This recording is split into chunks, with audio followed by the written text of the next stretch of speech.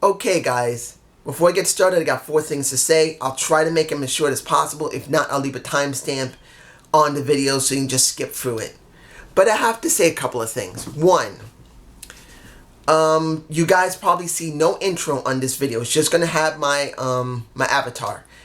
I'm going to be making a new intro because of the hard reset, and that's the name of this video, a hard reset. I'm making a new video for the intro. That's going to take me a couple of weeks. Sometimes it can take a little longer than that to try and make it look good. So you'll have to wait until you get one. 2, the thing that gets me is to say thank you. Thank you very much.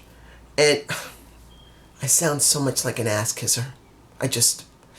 I'm not trying to kiss anyone's ass, but even though I did say it on Extreme Rules, that I'm thankful for you guys, I just realized something. Due to the fact of what's been going on in the world, I forgot July 15th or 16th, I think it's the 16th, was my 8-year anniversary doing this channel. Now, anyone who's known me for a long time knows the reason I came on here was because I had depression and now I know I have anxiety. But I came on here because of stress. And I didn't expect anything to happen of this. I never expected to get no money out of this. I just wanted to try and make myself a better person. And I've been doing this for 8 years, and I'm very thankful. And the Slammiversary video is a nice gift. I didn't expect it, but I'm glad people liked it, and they liked the video. So I thank you guys, and oh man, I sound so like an ass kisser. That's just not my style. I don't like to do this type of stuff, but I feel like I need to address it. The third thing in this video, if you notice that I have to clear my ears by blowing my nose like this, I have a nasal infection. I don't have it. I'm fine. It's just around this time I always catch a nasal infection. Between May to around maybe September, I get a nasal infection because of the pollen in my area. That's just it. So, there was a 4th one, I just forgot it. This is one of my videos. If you've not ever seen this video, hello, how are you? I have a tendency to forget stuff because I watch a lot. But this is me. Okay. Opening of the show. We had Chris Bay versus Willie Mack, a rematch of Slammiversary. I don't like seeing rematches after a pay-per-view. I just don't agree with it, particularly if it's 50-50 booking. I'm being honest here. If it's, let's say if it was Willie who won on Saturday, and now it's Chris Bay who won today, I find that appalling. I just don't like it. But I will say here, which was a great match, Chris Bay won. Willie got his ass whooped twice. So that was a good thing. They didn't do the 50-50 booking. They put over Chris Bay. Now, I still admit this, and I said this in my Slammiversary review. They've been rushing through all of their stories. They've been rushing a lot of stuff. And I do believe with Chris Bay, and I like Chris. I actually love Chris. I don't like the finesser. I still believe he will be better as a smooth criminal because he will steal a win. He will steal your show. He will steal whatever he wants because he's a damn great. That's just him. That's just how I feel. But I do believe it was being a little rushed. I felt it could have waited until Bound for Glory, the signature pay-per-view of the Impact Wrestling. I think that would have been a better show than Slammiversary. Yes, Slammiversary is the first show that was ever started with Impact Wrestling, aka TNA. But I do believe Bound for Glory would have been better for him. But seeing that he was put over, I'm fine with. Segment afterward with Raju. Raju, I still don't believe in doing anything with him. I'm hoping I'm wrong still. But I just don't see anything for him. I just don't. But he came to him and said, look, I'm the guy they always go to last. If you got trouble, I'm just putting it out there. Just in case you need me, I'm here. And he also gets a little bit of the bubbly. Maybe he came from AEW. But he got a little bit of the bubbly because Chris Bay was getting a little bit of the bubbly. I don't know where that's going. If it's going to lead to Raju actually trying to do a feud with Chris Bay, I don't know. This could just be something. But you guys tell me below what you think. Now, the Good Brothers show up. The Good Brothers say they're here to kick ass. And the Good Brothers were confronted by Ace and Madman Fulton again. They did it 2 segments. The first segment was in the ring. Now, I'm not going to explain what the Good Brothers said, because it's not really necessary. We already know the reason why they came to Impact Wrestling. They got good contracts, they needed work, and they're like there. And was the segment good? It was good. They pretty much said it, basically, they pretty much said, we are the best wrestlers. This is the best big man, and I am just the best wrestler. No one can beat us. Then Ace and Madman came out. They were well, Madman was angry as usual, and Ace is asking and demanding, after a moment, an apology. And also he wanted liquor. Didn't get it. He got his ass whooped for his trouble. Then later in the night, they're trying to drive away. Well, no. The Good Brothers were out in the parking lot. You got Ace and Madman in their SUV. And they said, you think you can get away with what you did? You're going to pay for it. And then Reno's scum appears. I believe I have the shot of finding them in my face. Look, I understand. They got to set up the Good Brothers with a new feud. And actually having them go against Reno Scum first is actually a good thing. I got no problem with that. They go through Reno Scum, then they go through Ace and Madman Fulton, and that's a good thing because now we got one tag team. Hopefully we now got a secondary tag team. That's at least something. I have no problem with it. I'm just hoping they don't rush the rise of the Good Brothers. That's what I'm hoping. And I do hope they also put over Madman and Ace in some form or fashion. Something to help them get over a little bit. But you never know. This is just me. You guys tell me below. We had Kylie. No. Why not say it? Dana Perazzo had a moment. And Kylie Ray comes out. She says, and this is Dana. She says, I believe I'm mispronouncing her name. I'm bad with names. With Perazzo. I'm just going to call her Perazzo. I call it myself. She says, I basically took out DJ, the Grace. I took her out. And now, I got no competition. Kylie Ray comes out, wants a handshake, and says, look, I'm your new competition. Nice to meet you. And she almost got an arm bar for her trouble. They had to break them up. That's one of 3 fights that broke out on the show. About 3 or 4 fights broke out in the show. But this was a brief fight. It made sense. Let's just hope this is not rushed. Let's hope they build this up and give us a story. I was not fond of what happened with Jordan Grace and Dana Perazzo. That was rushed. It could have had an extra couple of weeks beforehand, but she did just come in. And I know they had to have something to do, so that was what was that. Let's just hope with this one they build it up more properly. We now have, the Hood Rats, and I'm calling them that. Not to be disrespectful, but to give them some name. The team of Tasha Steele and Kira Hogan need a name. Call them the freaking Hood Rats. They ain't playing around. They will do what a Hood Rat would do. They cause drama. They want to kick someone's ass. And they're going to get what they want. That's a Hood Rat. And they went up against Havoc and Navarra. The thing that gets me, and this was Josh and I really want to see Josh Matthews and Madison Rayne in some story. We need to get Josh off of commentary. We need to get Madison Rayne off of commentary. Not because they're bad, it's because we've seen them too much.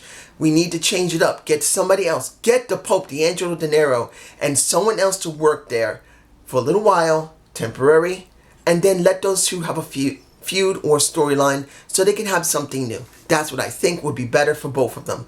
But they were talking about the tag division for the women and wanting to bring back the titles. I'm really believing they're trying to fish to see if people are interested. And to be honest, I know people are. And since Impact Wrestling, other than NXT, actually cares about their women, at least NXT of old, because I don't think they care about the women much right now. I still haven't watched the show, but I know that the women there are not being 100% spotlighted as well as they used to. Impact Wrestling could be a haven for women's wrestling, and I believe it should be.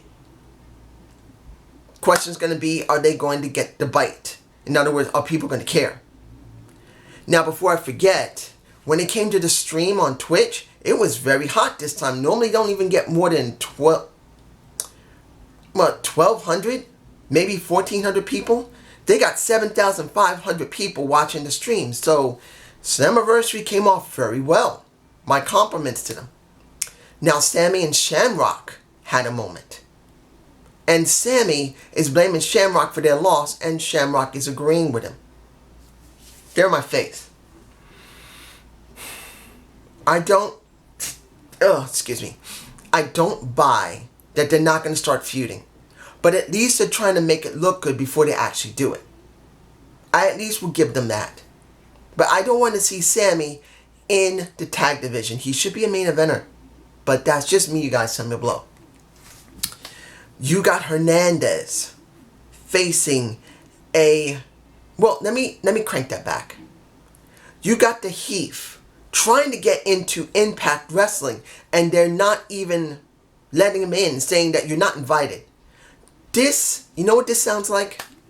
If you guys remember around 2016, I believe, when they did the brand split between SmackDown, which became SmackDown Live, and Raw, Heath Slater didn't have a brand, and he had to keep jumping around, doing whatever he could from SmackDown into Raw, trying to get a job.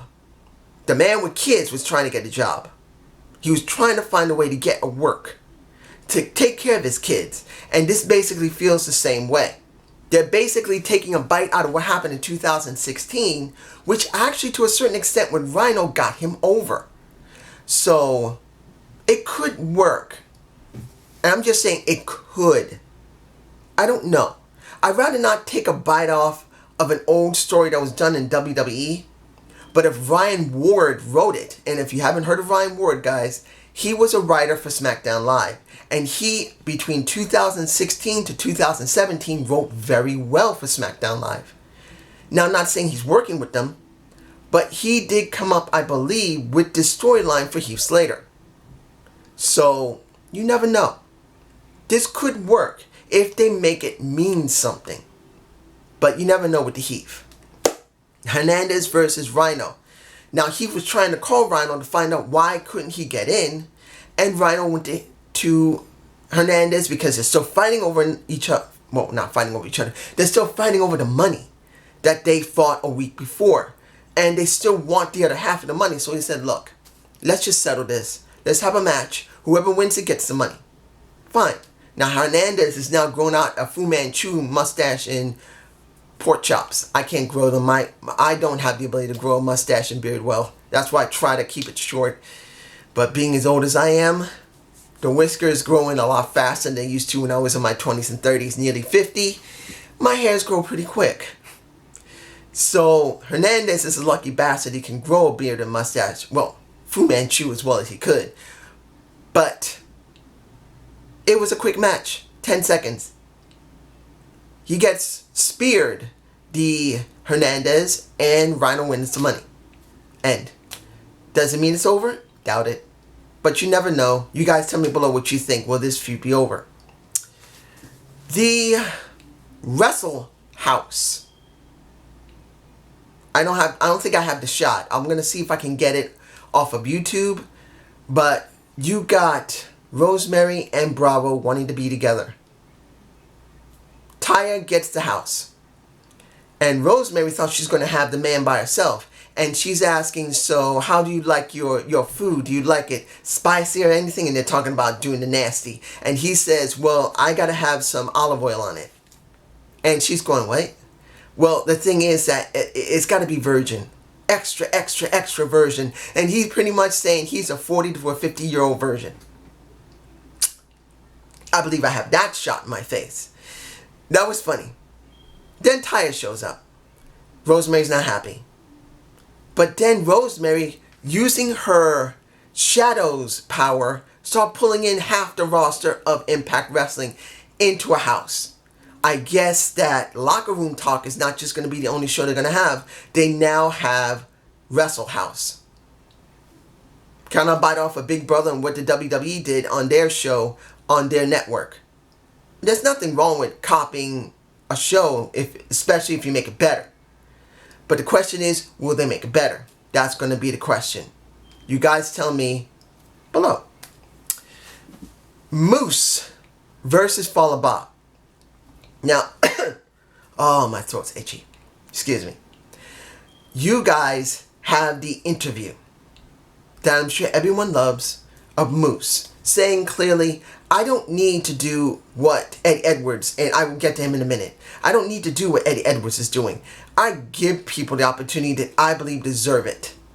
And when EC3 was brought up, he was saying he's going to be busy. I'm not giving him a shot, but I give Falaba a shot. And pretty much it wasn't that long, and Falaba got his ass whooped. Until EC3 shows up. There in my face, I believe I got that shot. I think. I know I said EC3 will go to AEW. Now, if he is now working for Impact Wrestling, I was 100% wrong. But there's no guarantee that he has an actual full contract. I'm hoping he will. But I do not believe he does. He may only stay for a short time and then he may go to AEW. You never know. Or he may be staying long term. I don't know. Now, where do I believe he should stay or go? Honestly, I know people won't be happy, but I believe he should go to AEW. Not because I don't think he'd be great on Impact. It's just that he's done everything on Impact. And I think he probably needs a change of pace. And I do believe they could use him much more effectively than Impact Wrestling will. Not saying they can't, but I do believe that. Now, Eddie Edwards and his segment saying he's doing an open challenge once a week. He's in my face. Why couldn't they do it once a month? Make it special. Why couldn't he say, I want to do something special. I'm going to challenge everybody, but you can't get my title. Anybody who beats me, you get put into a pool or like a tournament. If you win the tournament, you challenge me at the end of the month. The tournament comes every month. 3, 4, 5 guys got to challenge me. Or there's a tournament once a month. 4 or 5 guys got to face one another. I know this sounds like it's crazy, but I do believe it would be better to have a tournament to go after the World Championship once a month than it would be to just let him do an open challenge once a week. Look at what's going on with AEW. Yes, Cody's doing it. He's going to burn through the entire roster eventually and have to go to people outside. It's going to happen. He did that with Ricky Starks, which was great. And who knows who else from the outside will come to AEW that's not going to be hired or will be hired. But here, doing it once a week, the roster isn't that deep. Even with the new people there, eventually he's going to burn through everyone. So I would rather see like a tournament style type of thing where there's 5 to 6 guys facing one another and then they eventually face Eddie. Not like the Impact Grand Championship where you got to go through 5 minutes or 3 minutes or something like that. I just believe Eddie should have a challenger that's got to go through a tournament once a month. And it could be anyone. You can make it random. 6 guys with brackets. Let them face one another. Or 4 guys in a bracket. It doesn't matter. Something. You can even do 8 guys. Just something different. And then after it was over, he gets faced with, and I'm sorry that I mispronounced EY's name, Eric Young. I said Eli. That was my mistake, guys. I was saying Eric Young, EY. Not Eli. That was my mistake. But he cut a sweet promo. This is the type of promo he cut when he was in Sanity and NXT. He's still sticking with his character he developed in NXT. It is the wisest thing to do. We've seen Eric Young as a blithering idiot, as a woman's man, which he was with ODB, a husband. He became Daniel Bryan Light. Now he's just evil. He's been a bad guy before, more than a few times, but here he's sadistic and evil, and I love it.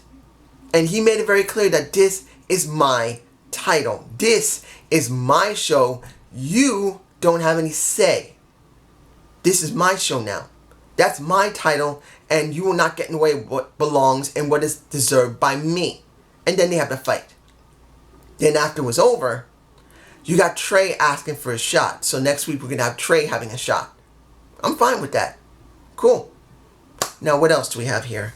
RVD and Katie Forbes had their moment. No more cancel culture because you know who is no longer there. But you now have Katie Forbes saying she has a website where if you want to see my business, you got to pay $3.99. But let me back that up. She pretty much said, look, I didn't want you guys to see anything because you treated me bad on Twitter. I'll treat you bad, but then I was hurting myself because I wasn't happy. So I don't mind you looking at my body as long as you pay a little bit of this, baby. So that's what you got. I don't know if there's an actual website. Maybe there is, maybe there isn't. They're just playing up that these two are by themselves and they're just as sexual as ever. And I gotta say this, RVD, you got the woman, man. Okay, let me see here. What am I forgetting? That's it. The closing of the show, which I'm not fond of, but I understand why they did it because of the title. I said a hard reset. That's the Motor City Machine Guns versus the North. Now, this was the best match of the night. It just was. For me personally, it was the best match of the night. And I gotta say this. The Motor City Machine Guns haven't been gone maybe about 9 years. I think 9 years. Easily 8 or 9 years they have been gone from the company. And it's good to see them back. Seeing them, they are such a good tag team because when it went up against the Dudleys, Generation Me, Beer Money, they had it going on. They were that good. I'll tell you this, the Motor City Machine Guns are not bad. As I said earlier, when unfortunately my camera died. But they're the epitome of what tag team wrestling in Impact Wrestling or TNA used to be. Now they're my face. And I'm thinking, the question's going to be this. Having them back is great. But if they don't sponsor the tag teams properly in Impact Wrestling, we are going to have a serious problem that we've been having for a while now. As I said in Slammiversary, and I'm not retracting anything. We just got a hard reset on all of the on the tag division, on the women, on the main title, and the X division. All the titles have been hard reset. The question's going to be, can they book for it? And I'm telling you guys right now, be cautious. Don't get your expectations usually high, saying that this is going to be better than AEW, WWE's NXT. Because we're not talking about SmackDown and Raw. We're talking about NXT, AEW, and Impact Wrestling. Wait. As I've told you guys before, never underestimate how Impact Wrestling brass can screw up everything. Do not underestimate them. We think they're going to book everyone great. But as I said before, there's no way they're going to book everyone great as far as we see because of what they've done in the past. What did they do with the Rascals? Nothing. What did they do with Killer Cross? Nothing. What did they do with Michael Elgin at one point? Nothing. What did they do with Willie Mack? Nothing. When they had Sami Callihan with Rich Swann, instead of turning Rick Swann to a heel, it didn't matter if they didn't have enough faces, he needed to turn heel, then turn back to a face to make it complete. Never went there. Look at Sami Callihan himself. He put over Tessa Blanchard. He did. He worked his ass off to make the story between them relevant, and it meant something. He was the most hottest person for over 2 years, dealing with Eddie Edwards, then dealing with Tessa Blanchard, and dealing with Rick Swann. He was that over. And now where is he? Relegated to work with Ken Shamrock. And a question of, are they going to be a tag team? Or are they going to start feuding with one another over nothing? I'm telling you now, there's no guarantee that they're going to book everyone properly. Let's just take it one step at a time and wait to see if they're willing to book properly and not act foolish. If they got new writers like a Ryan Ward, then we actually could have something special. If they don't, well, we're going to have to hope that Gail, Don, and Scott, along with who else is there, I don't know who else the other writers are. That's if there's anyone else. They can write. But this is just me. You guys tell me below. Have a good day. Have a good night. Peace.